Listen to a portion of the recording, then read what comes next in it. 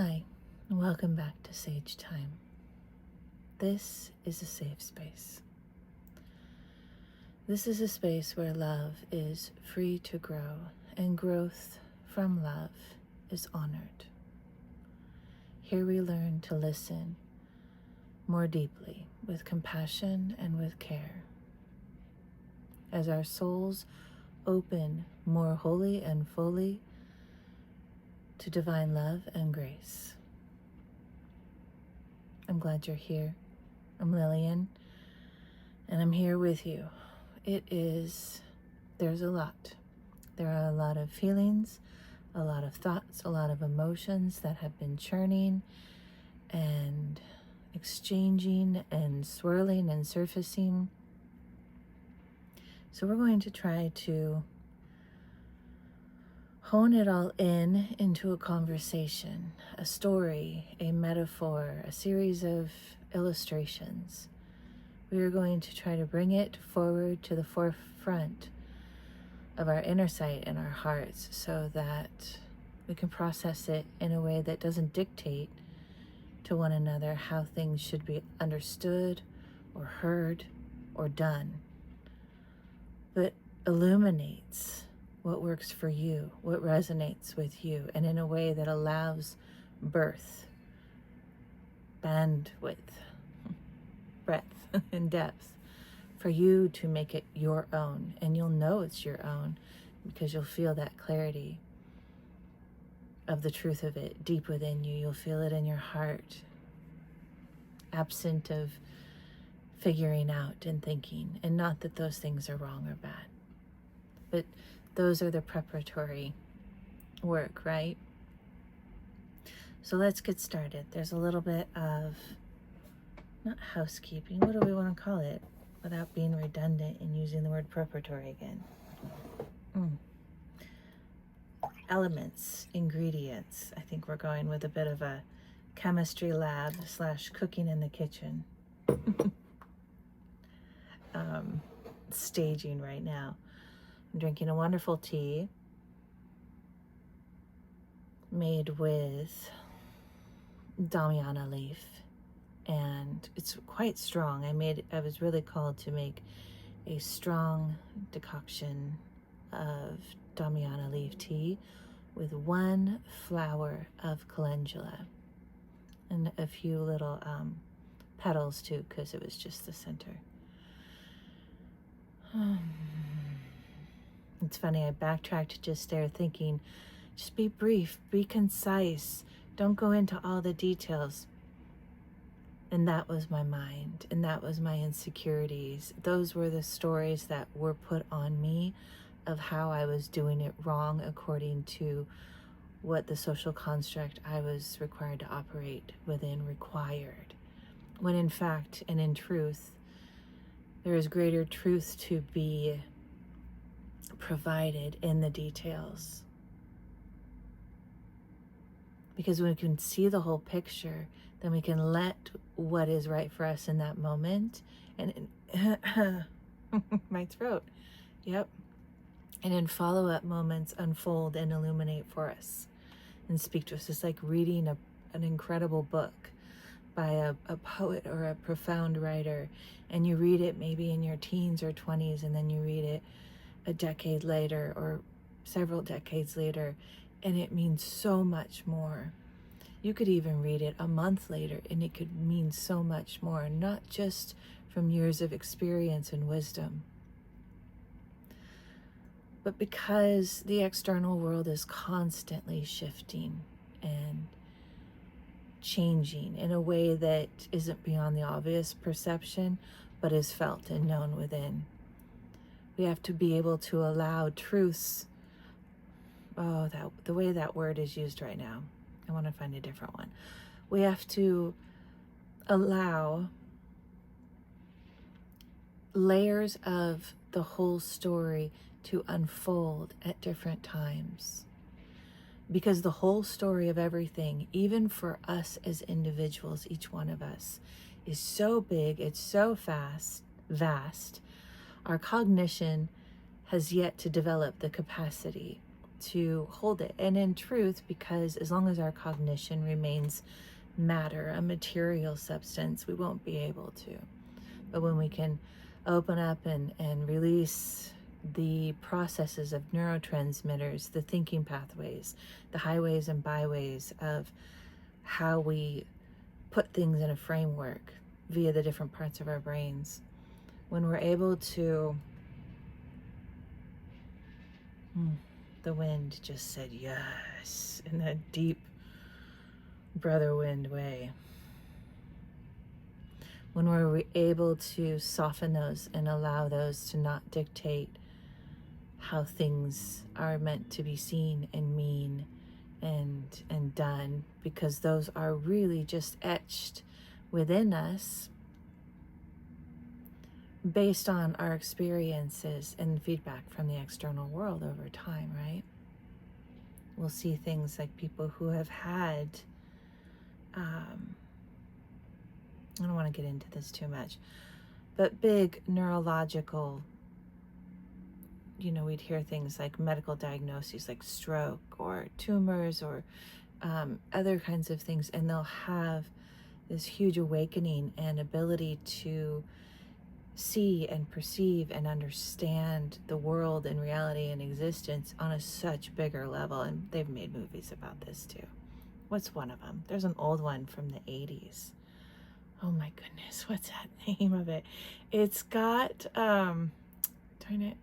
It's funny because I can remember some really important things during readings and other things just go whoop. Oh my goodness, I can see him. Anyway, it'll come to me. I think the name of the movie was Michael. I'm getting such a giggle. All right, well.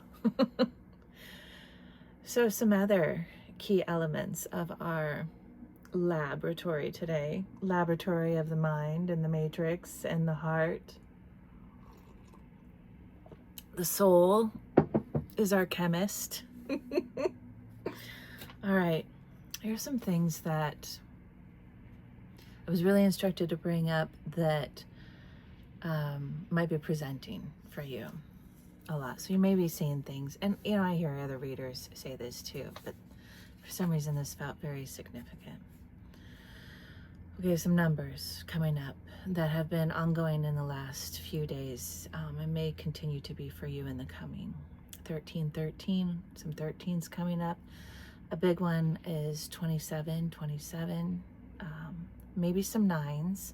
Of course, 27 adds up to 9, 2 and 7. So I did some breakdowns. I looked up a few things and then just what I also know.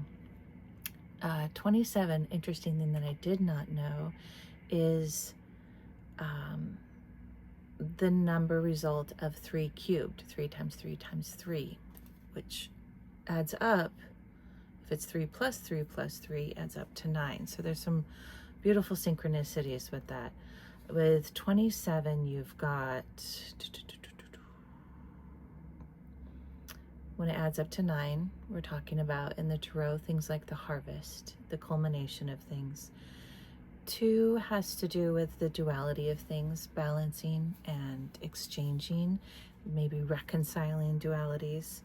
7 can be an illumination with the potentiality of an up-leveling or ascension, if you will. Just an up-leveling in whatever is presenting itself with illumination. And these are important. I'll explain to you why too. It'll come forward, or more so. There's more layers to it. 27, I also was reminded that it's the 27, it's usually more the 28th year or through the 30th years when people experience their first Saturn return. And I'm getting that constriction here again, which is telling me when I get that constriction. So there's a couple key things that I'll experience, and I see it with other readers occasionally too. A sneeze is a affirmative and a completion. Those are big. Like sneezes are like letting something go, an old pattern, an old program, a nasty entity. They come out in sneezes. When there's a restriction in the voice or in the throat, and the voice gets shut up often, that generally means to me that that is something that is difficult to speak forward, and there can be a whole host of reasons, but I wanted to bring that up. So 27, the 27th year, is that preparatory year of a Saturn return, which can be intense, especially if utilized intentionally. It's meant to be intense, and it's beneficial if it's intense, and our intention is to stick with that intensity.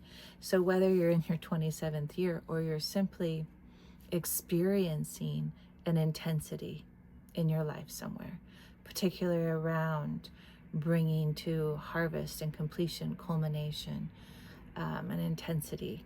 I'm repeating myself in weird ways. This is the beginning of the reading and I'm already stumbling. All right, let's slow it down. So if you're experiencing those intensities and you're able to remind yourself that this is correct and this is right, and bring in that intention of everything here is designed and set forth before me, for my soul growth. So knowing that, what can I do with this? And how do I want to be in this? And setting those intentions doesn't necessarily, there's this whole like, yeah, if it's all love and light, that's what it is. And no, no, that's the intention to get to the other side. There's the polarity, the twos, the duality. If we're setting an intention for world peace and interspecies amongst humans and animals and so forth, compassion and empathy and right relationship, we're going to experience a whole host of not that, the opposite of that. And it's not just for contrast, it's to get to know it and all the detailed nuances of discompassion and uncaring and dominion and all the things, right? Deception and cons and all of it. But we got to go through it. That's it. When we come into this world knowing that the way the world is doesn't work, or at some point in your life you know it and it hits you like a freight train, the way the world is happening doesn't work. It only works for a few, which those few just don't have the foresight to see that when the tape runs all the way through and plays out, it doesn't work for them either. It ultimately destroys them, just longer and later, and then there's nothing. So that's the theme of the story. But there's all these hooks and catches of people individuals, masses of individuals, who get that the story, the way it's playing right now, doesn't work. Not now, and not in the long term. And what needs to happen right now will change and shift as the long term unfolds and plays out over time. But we also know that we need to do what's correct right now for that to happen. Did that make sense? I'm sure it did. So 3 cubed, another really interesting thing about 3 cubed. I mean, the geometry is all over the place in my head right now. And you can spend some time with that and ask it to reveal itself to you and let it show itself and speak stories to you through geometrical design and shape and the layers of it as well. The 3 cubed also discusses a holy nature of the triple trinity. So that's a whole other thing. And it's bringing to mind the Merkaba, which would be more of a double trinity. But there's something there, and I don't know what it is yet, but it's cool. So play with that. And if you do, or you have some insights and thoughts, I want to hear about it. Share. Let's hear about it. 13, adding up to 4, of course. 13 is that, you've heard me discuss it before. It's a very fortunate number. It's the precipice of death into rebirth. It's the birth canal, shall we say. And intentionality really has everything to do with what's on the other side of that. Intentionality with adherence before and during that death process, when things are kind of being, well, when things are being ripped apart and falling away, and it's uncomfortable and it hurts and all the different ways that it does.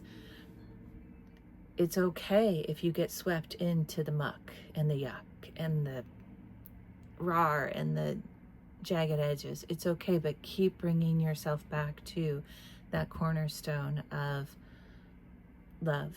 Sometimes is all that a person is able to grab towards. Simple and yet resound, and it has its egregore that is universal. It is the source all, as long as we stick with it. And it's okay if you don't feel it. Keep putting that intention forward and through, and it'll be there on the other end. A couple other things that have been coming up. You might be experiencing things like some extension in the diaphragm area, that lateral surrounding area of the solar plexus. Might be some digestive stuff as well going on there. What else was there?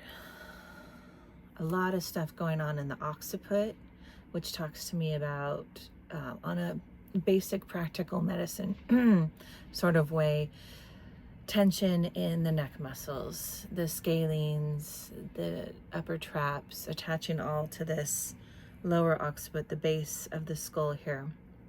The SCM also being a part of it.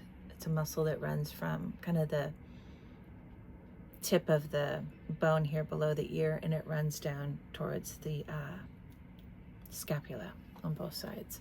And these also affect, this tension will affect the vagus nerve, which enough people know by now. We really want to keep that balanced and operating well, to keep our nervous system balanced, to keep the sympathetic lower and allow the parasympathetic to bring us back into lowered heart rate and breath work. And also with the occipital lobe, couple things.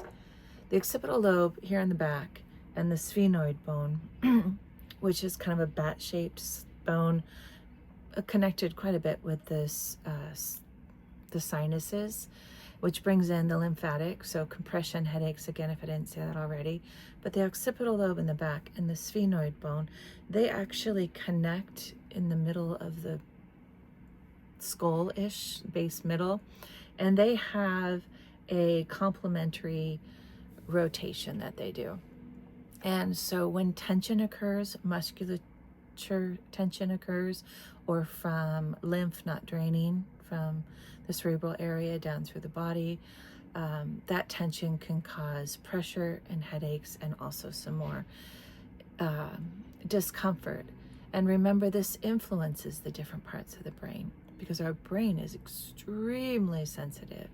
So even a little bit of pressure, or a little bit of mental stress and anxiety can affect that. And the occipital lobe, the occipital lobe within the brain, being protected by the occiput, is an area for sight. So this is talking to me about a passageway right now for sight, clairvoyance, excuse me. So what we often experience during a time of moving towards and through the threshold to the next, that 13th point, is the opposite, the duality of it, the twos, right? So we'll experience things like blurred vision maybe, or not being able to see things, maybe not being able to fully be present in our sight. So different things around sight might be coming up for you. And also, There was another thing that wanted to be spoken about. I wrote notes. Let's see. So just things to bring your awareness to. Again, I always speak about focused presence. I'm getting some of that third eye, frontal lobe stuff going on too. Focused presence. That's what it was. It must have been. So sight, the third eye, the pineal, which of course is not going to be too far from the occipital lobe. And then of course our third eye being the viewfinder of the pineal gland. So having that focused presence, maintaining an eased heart rate, by drawing our attention to the areas that feel tense, to the areas that feel uncomfortable. And if it's vast, like I'm feeling now a sensation of anxiety and a little bit of shortness of breath, that might be something that you're going through, is to not ignore that. And I'm having this sense that that might be for some of you something that you push aside and maybe aren't even aware of some of the time, or even a lot of the time is going on. Yeah. So you're really being asked to slow your world down enough so that you're taking time throughout the day, private time, quiet time, even if there's chaos around you, just being in your own little spot. Go sit behind a tree or stand somewhere just by yourself. Even if it's simply going into the restroom and closing the door and having a time to yourself if you're working, and being with the sensation. You don't need to try to change it, but simply be with it, to observe it, letting those sensations know that you're present. And do breath work. I do rotations of 10 breaths. Breathe in is 1, breathe out is 2, 3, 4, and I do that to 10, and then I do it again. And I just do it again and do it again. And the more I do it, the more I start to come together and feel and experience and visualize what's going on internally. And my focus on it starts to simply alchemize it. My focus, my attention, my breath work, and the time that I take, as well as the repetition. Another really important thing is to bring that focus down through the chakras to the root, both the root at the base of the pelvis and the root through the legs, through the base of the foot. Feeling at that skin on the bottom of your feet, what it is to be the sensations of your skin, of the bones. Feel what it feels like to be the bottom of your feet. And then as you feel that, they'll start opening up and receiving that anchoring energy from the earth, as well as dropping the anchoring energy into the earth. So those are some practical tips and tools. Yep. And then the one last thing that I was really encouraged to bring up is today's astrology. So we've got the moon conjunct Jupiter in Cancer right now. Of course, the moon will conjunct everything every 28 days, but right now where it's at in Cancer might have some relevance for you. It's around 20 degrees of Cancer. And then Venus will be entering Libra, one of her home signs. That in Taurus is where she is at her best. And Venus is associated with sight, illumination. I'm hearing prioritization of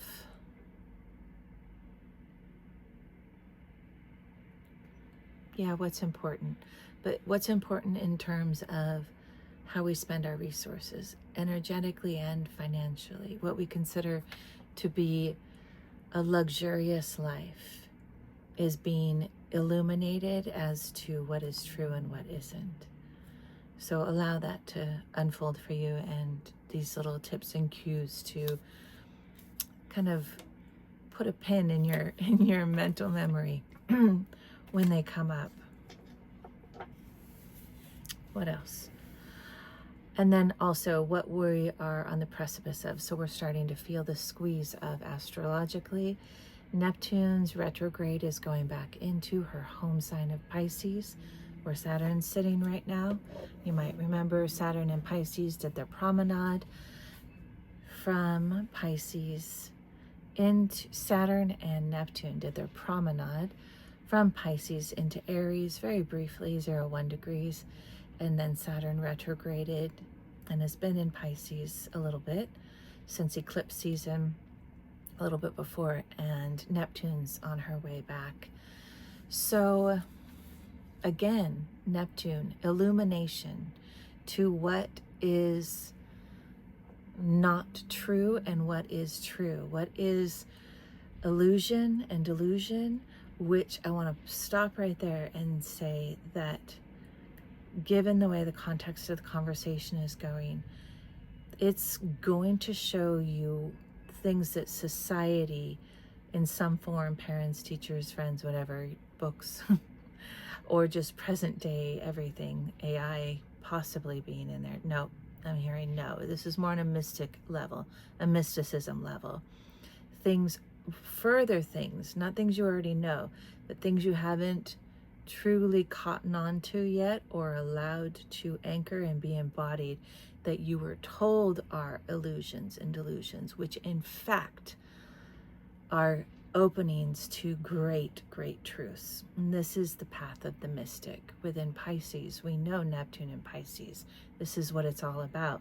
The vast cosmos, which is so complex, so intricate in all of its influences and essential components of creation. We're back in the chemistry lab. What are we going to put in our beaker? I'm hearing a young one outside squealing. I think it's delightful. And a little bit telling parents off, I think. Ah, there it is. Letting that youthfulness within you, that part of you that has been quieted, that has been shut up, the innocent part of you, the divine spark within you that as a child knew the truth, knew the things that you were being told and shown were wrong. They weren't true to the soul. They weren't true to the essence of living from love, as creations, beings, and you got shut up. No. And so more of that's coming through, and it's coming through your sight, your inner sight, and it's coming through your larynx, opening up that thyroid, supporting the balance of that butterfly shaped, the blue butterfly shape of the thyroid, balancing the endocrine system, the hormones, which communicate throughout the whole body and make everything work well also. So we've got Venus entering Libra, the sign of justice, divine justice. Of course, we'll see it externally in terms of just on the mundane level, but we're talking bringing things that you have been bringing to divine justice, to the divine balancers of, we'll call it cause and effect, even making things right. The phrase, I give it to God, I give it to Goddess, I give it to Source. Jesus, take the wheel, not that one, but giving it to God, giving it to Goddess, giving it to divine justice instead of mentally, emotionally, or by action, taking matters into your own hands, mind, heart. Psychic attacks when we think negatively, or we allow ourselves to be caught in a mental pattern and programming, which happens with things like PTSD. We start having things that have happened to us either from what caused the PTSD or CPTSD, or from other circumstances start coming through and playing in our minds and running those tapes. Whether we're aware of it or not, the tapes are running. And generally speaking, when it's post-traumatic stress, at least for a while, until we start getting whammied by all the feelings and being forced to be present almost, those are all running subconsciously. We can't even see them, feel them, hear them, or touch them. They're just running their racket. And either you're somebody who has done extensive lifetime devotion to simply going within, basically monk and nun status at a high level, high octave level, or you're like the rest of us and you got whammied with life, with cycles and patterns repeating themselves on different faces in different places in different situations. Really bringing that tape to the forefront. And then the trick is to not get caught up into it now that we're aware of it in the conscious mind. Now that the consciousness is aware of the tape that's been running, not to feed it with our emotions of anger or despair or resentment or all those things. And to just, each time that comes up, those lower resonant expressions and feelings and sensations, those come up, use that key word, that cornerstone of love. I choose love. I choose compassion. I choose peace. Excuse me. There we go. Little text thing popped up. So having those ones that work for you, and you can play around with them when you're doing your breath work. Different cornerstone words.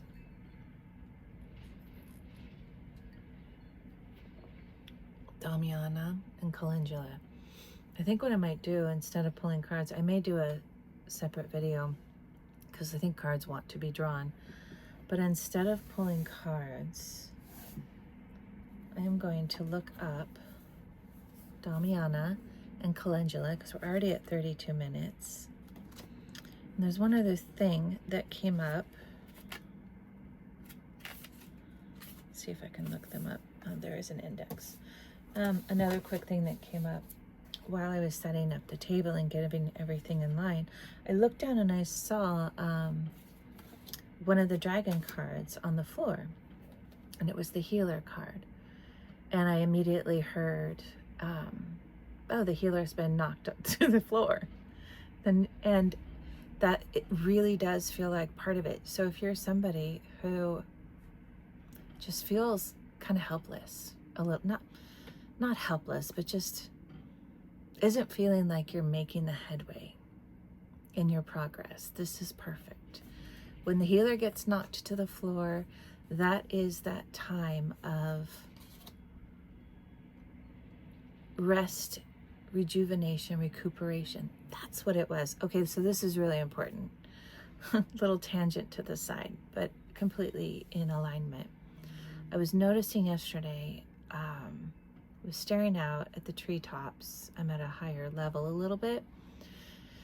And there are a couple of evergreen trees that have these little tippy top trees that are, they're long, but they're not strong. They're just kind of like, they're like the new shoot off the top of the evergreen. And every once in a while, a crow will sit on one of them and the long little shoot will go and bend with the weight of the crow. And it's very sweet and cute to watch because these crows get very determined to sit on this tippy top, delicate new sprout. Crows, of course, talk to me about a lot of things, but mental processes, mental thoughts, and being aware of the ones that are deeper within us. So yesterday I saw these crows flying around one of the treetop top tips, trying to like get be the one to sit on. It's a game they play. Love you, crows.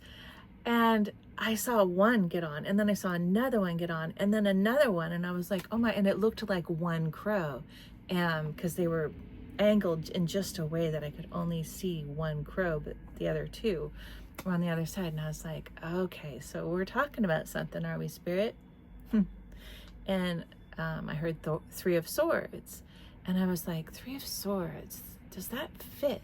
And then all the crows, like one at a time, jumped and flew off of this branch. 1, 2, 3 crows. And then a fourth. There was a fourth crow on there that it didn't even see in the whole hustle and bustle of it. All on this little newbie ascending tippy top branch of the evergreen. The evergreen tree. The evergreen tree. 4 of Swords. This is a time after a very arduous period of mental work, those twos, that duality. It wants to be raw, and we're picking up on it psychically from the horizontal psychic fields of people's thoughts and emotions, and balancing that with the intention of who we choose to be. I am peace. I am calm. I am strong. I am truth. Feeling those mantras moving through our bodies and becoming them who they are, what those words mean from our higher soul self into ourself, that extension within us. This is such a big reading. I love these readings. I hope you love them too. 4 of Swords, a time to rest. Give yourself some grace. I am grace. That's the 4th sword, the counter. I am strong. I am calm. I am peace. I am grace. Those are 4 great ones to have as your 4 cornerstones. Patience is another really good one. So the healer fell to the floor, and that's okay, that's good. Because what happens when the healer falls down the ladder, down the mountain? They have to climb back up. And each time they climb, they build them guns, those biceps and triceps and quads and hamstrings and glutes, and the core strength gets built. So within, so without. The muscles are getting stronger, and so are the energetic muscles. And I looked at the bottom of the deck as I picked up that dragon, and I got transformation. And look, of course, there's our monarch butterfly wing pattern on the transformative dragon. The healer that's transforming into something new and unknown. The healer that is being broken down into enzymatic compounds, molecules, and just sludge to then become something that it doesn't know, and is certainly not able to mental it into being what it wants it to be. We're not talking manifestation stuff. Not in the terms of how Western pop culture just yes, having those tones and attuning to the harmonics of love, peace, patience, kindness, compassion, all those things, those are going to contribute. But let's get out of trying to put an attachment to what that looks like or feels like. I mean, look at this guy. He's like, what?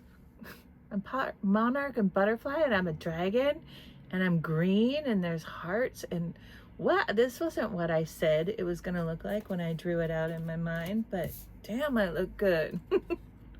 And I was called to pull one more card, and we'll finish with this.